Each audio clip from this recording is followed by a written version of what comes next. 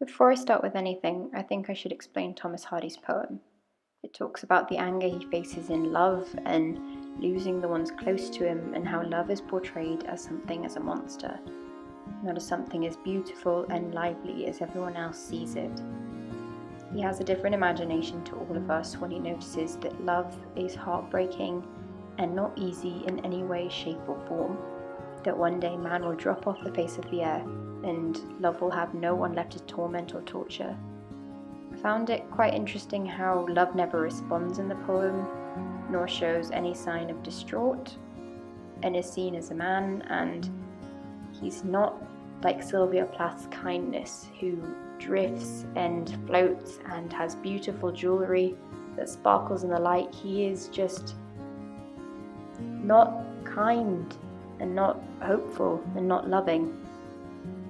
That's how I saw love at one point in my life, and growing up and seeing the portrayals of love and how it makes the world go round, I never really agreed with it after that point. It took me a while to get the understanding that love takes as well as gives, but it also gives you hope. But I thought back to the time when I was upset with myself and everyone around me, and wrote a little letter to love.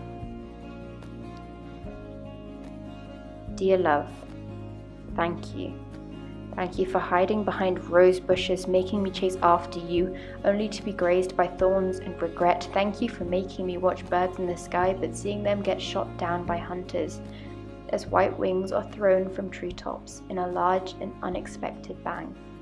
You claim to be love and life to all humanity. I see it differently. You give so much but pull it away. You can't stand being the butt of a joke. You can't stand happiness without agony. Love, you are irreplaceable, but yet you are so powerful. Why is that? I would swap you for empathy or respect, content or happiness, but instead I'm giving you and you betray me. There was a woman. It feels like ages, but I still expect her to be at home. I look for her and she looked after me since the age of 3. And you, love, you made me attached and hopeful. You never once blinked at the thought of death, not because you were brave, but because you were ignorant. You saw death as something rather not to fear, but you ignored it and laughed at it, but not in happiness or bravery, ignorance. I don't fear you.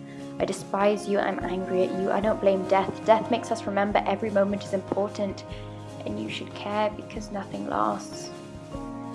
Love, you are death, but naive, and you hide behind silks and beautiful fabrics, because to the mind of a man you are perfect. You show yourself. You show your true self, that scar beneath your chin, and your imperfections. I want to see them all. You a myth, a legend, forged to make others feel the way I did, until death tears them apart, as written in your vows you so proudly claim as your own, in marriage more specific. But I put up with you and I stay behind my cross like a long shadow. I hide myself away from you.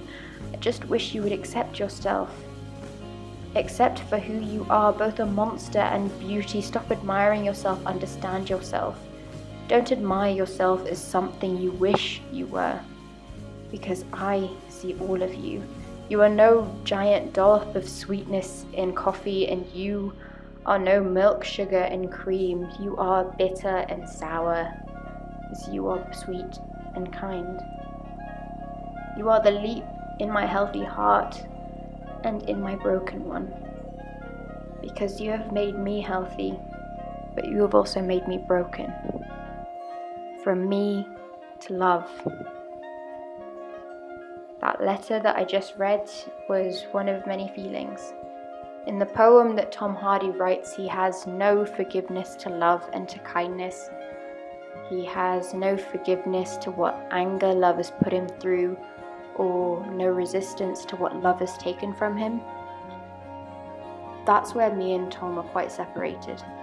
After I lost the person close to me, I decided that anger was the best way to deal with it, that I trusted love and I broke it apart.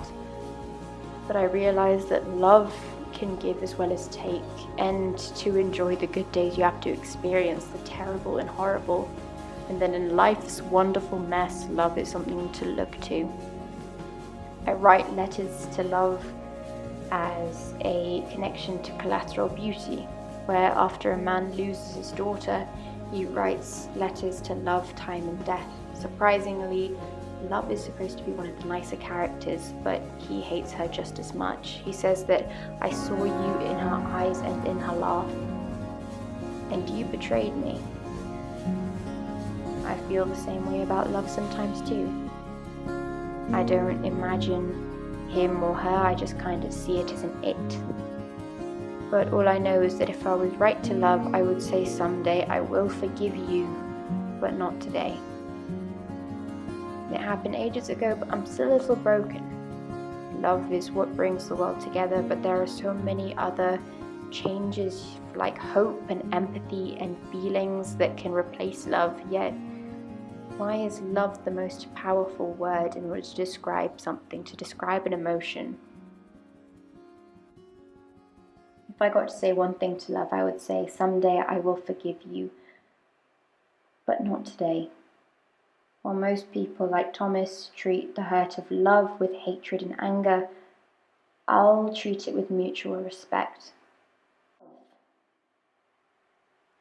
But I'll only give love that respect once others realize that it is not as it always seems. It is roses, it is thorns on roses, it is bitter coffee with sugar. That's what love is. That's what I'd write in my letter. And that's my version of Thomas Hardy's poem.